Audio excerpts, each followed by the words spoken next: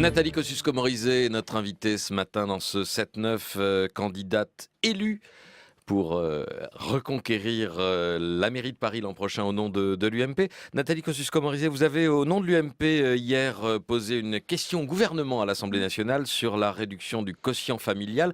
On a beaucoup entendu vos critiques à l'UMP sur les annonces du gouvernement, mais pas du tout vos propositions. Qu'auriez-vous fait, vous, pour remettre à l'équilibre la branche famille de la sécurité sociale ? Écoutez, d'abord, il faut dire la vérité. C'est pas la branche famille qui est structurellement déficitaire. Le problème, c'est qu'on a fait On payer... est à 2 milliards d'euros de déficit à peu Ouais, près. sauf que c'est pas structurel. Dites tout la vérité. On a fait payer à la branche famille, la droite et la gauche y ont leur part, mais on a fait payer à la branche famille des choses qui relevaient de la branche retraite. Et aujourd'hui, en fait, on essaye le gouvernement propose de baisser les allocations. Parce que il veut pas aller jusqu'au bout ou jusqu'où il faudrait aller sur la réforme des retraites. Après d'ailleurs avoir un peu rétro-pédalé sur la réforme des retraites par rapport à ce qui avait été fait. Moi je voudrais là-dessus dénoncer quand même plusieurs mensonges. D'abord, François Hollande nous a dit à plusieurs reprises: je n'augmenterai pas les impôts en 2014, je n'augmenterai pas les impôts, on l'a tous entendu. Et bien là, il annonce qu'il augmente les impôts. Parce que vous auriez préféré une baisse des allocations ? Quand on réduit le quotient familial, non, j'aurais préféré qu'on fasse les réformes, je vous dis, qu'on monte laquelle ? pas, mais qu'on raconte pas de salade en disant que la branche famille est structurellement en déficit. Ça n'est pas vrai. Je poursuis. Donc il fallait pas toucher à la politique familiale et aux allocations telles qu'elles sont distribuées Donc aujourd'hui. on a dit qu'on n'augmenterait pas les impôts et en fait on les augmente. Après, le même François Hollande, comme candidat, son engagement numéro 16, disait: si je touchais aux allocations familiales, ce serait seulement pour les 5% de Français les plus riches. C'est pas vrai. C'est pas ce qu'il est en train de faire. Parce que quand vous regardez les différentes mesures qu'il a annoncées, je prends l'exemple d'un couple avec un enfant qui gagne 5 370 euros par mois, ils vont perdre 500 euros par an. Et un couple avec 2 enfants qui a 5 008 par mois, ils vont perdre 1 000 euros par an. Et c'est pas les 5% les plus riches. Donc c'est pas vrai. Et puis, il y a autre chose. C'est que dans les annonces, pour compenser en quelque sorte, on dit, bon certes, on va baisser les allocations, mais vous savez quoi ? Le quotient familial, encore, je répète. Parce Oui, que les le allocations quotient ne vont pas familial, voilà, bon, on va baisser le quotient familial, vous avez raison. C'est les impôts. Mais donc on va augmenter les impôts en fait. Mais en compensation... On va réduire un avantage fiscal, c'est pas tout à fait pareil. Oui, mais Patrick Cohen... Non, pardon, mais... À la fin du mois, c'est un peu pareil quand même, si vous voulez.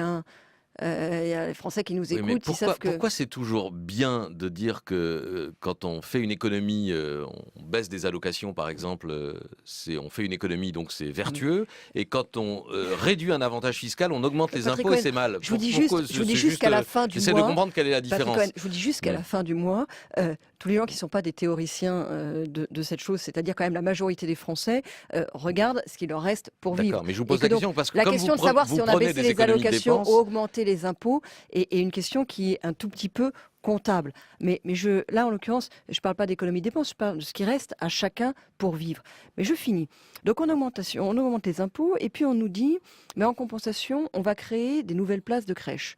Sauf que quand vous regardez les nouvelles places de crèche qui sont annoncées, le gouvernement dit on va donner 1,4 milliard aux collectivités pour les créer, mais il annonce par ailleurs qu'on leur prend 4,5 milliards aux mêmes collectivités, donc en fait on leur prend plus qu'on leur donne, et en plus des 4,5 milliards qu'on leur prend en dotation, on leur impose des rythmes scolaires qui vont leur coûter à terme 2 milliards par an.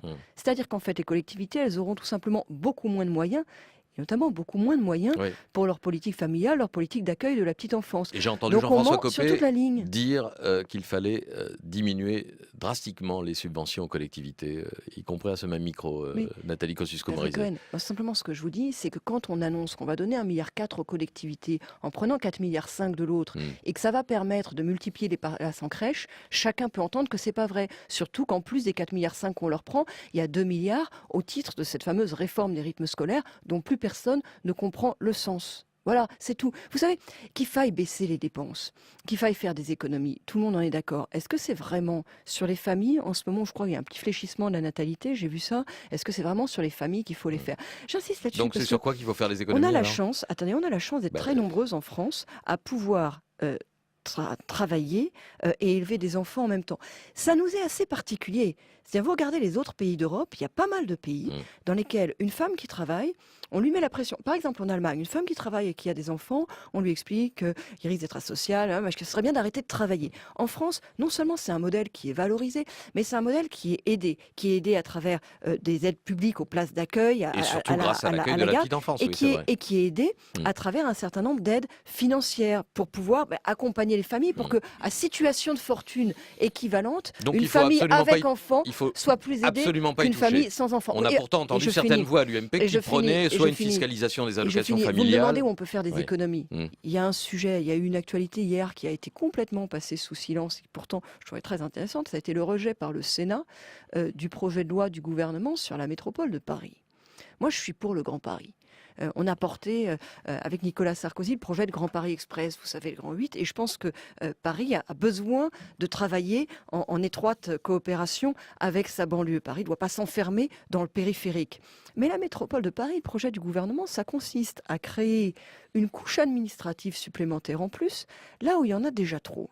Le Sénat l'a rejeté hier. Est-ce que le gouvernement va enfin revoir sa copie? Parce qu'en ce moment, par les temps qui courent, et alors qu'on doit réduire les dépenses, créer une couche administrative en plus, c'est quand même une drôle d'interprétation des nécessaires réformes à mener. Sur la petite enfance, on revient à notre sujet de départ et à votre candidature à Paris. Est-ce que vous donnez crédit à l'équipe sortante de la mairie de Paris, à Bertrand Delanoë, d'avoir su développer les places en crèche et l'accueil pour la petite enfance à Paris? L'équipe sortante a développé les places en crèche. Il y a de l'ordre de 5000 places en crèche en plus, ce qui est bien.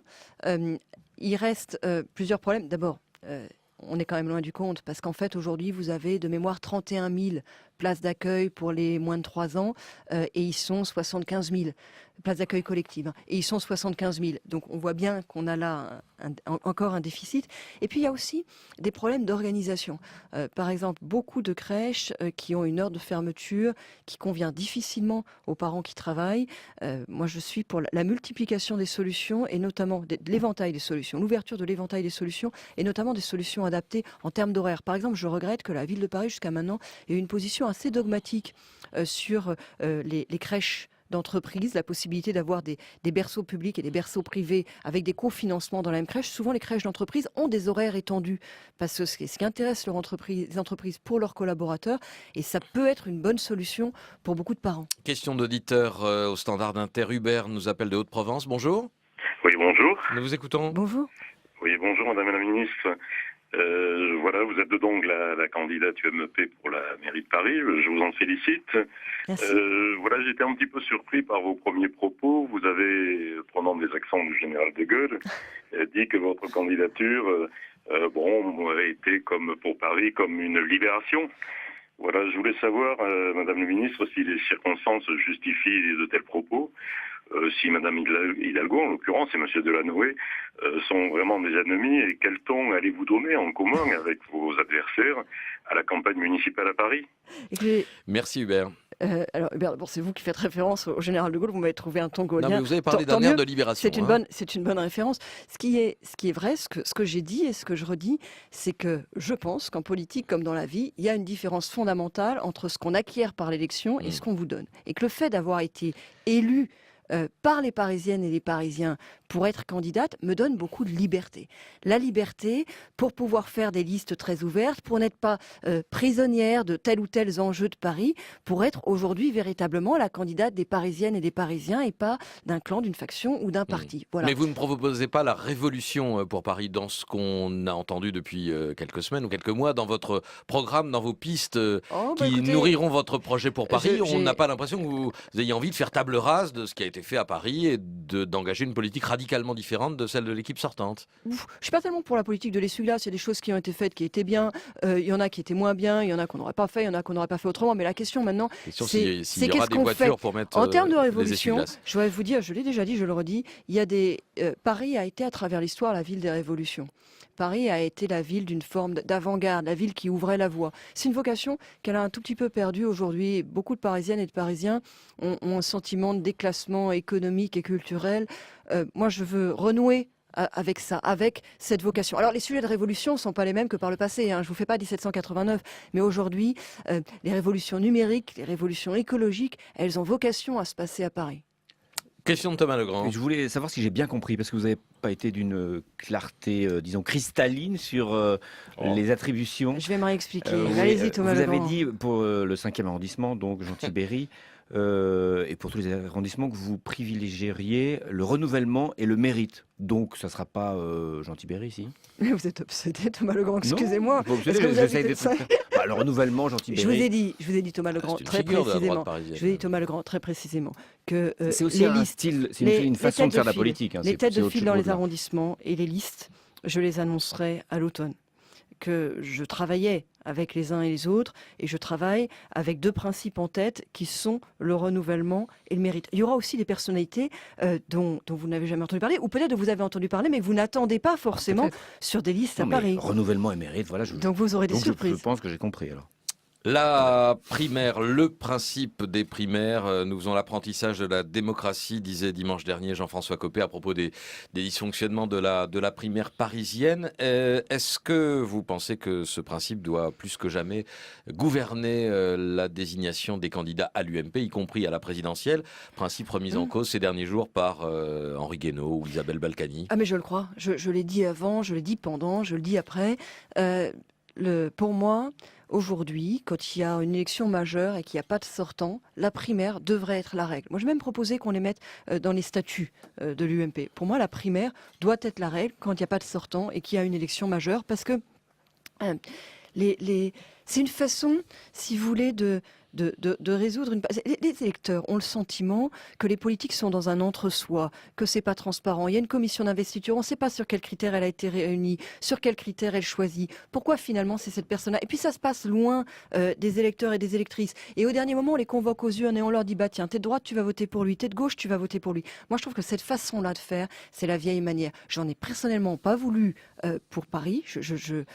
Vraiment, je suis heureuse d'avoir tenu bon sur cette primaire et je crois que ça devrait être qu'on devrait choisir ça comme règle pour toutes les élections. Merci Nathalie Kosciusko-Morizet. Restez avec nous dans un instant, Sophia Aram.